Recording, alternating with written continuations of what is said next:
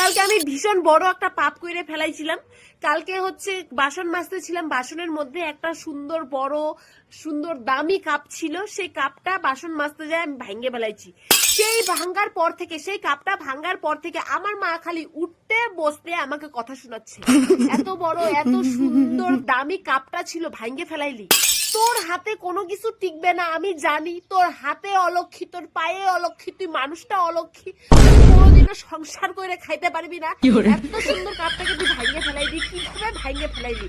আমার মা কিন্তু যদি বাসন মাজতেও দাও তবু কাপ প্লেট কাচের জিনিস যা কিছু যাবতীয় জিনিস আছে সব কিন্তু আগে থেকে মাইজে ওগুলো সরায় তারপরে আমাকে বাসনগুলা মাজতে দেয়।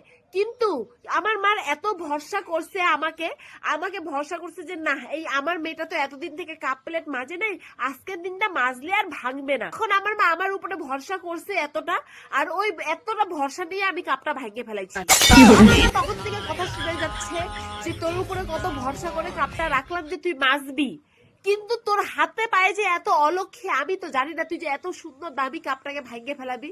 একটু পরপর আমার সামনে এসে বলে, ইস রে এত সুন্দর কাপটা ছিল ভাঙ্গে ফেলাইলি, এত সুন্দর কাপটা ছিল ভাঙ্গে ফেলাইলি, এত সুন্দর কাপটা ছিল ভাঙ্গে ফেলাইলি, কত দাম কাপটা কত দামি ছিল, ভাঙ্গে ফেলাইলো। ঠিক বেকারই রাখলাম এর জন্য বাঁচতে। মানে উঠতে বসতে এমন ভাবে খোঁড়া দিচ্ছে না, বলছি ওই কাপের পয়সাটা এত করে উসুল করে নিছে, এত উঠতে বসতে কথা ছিল।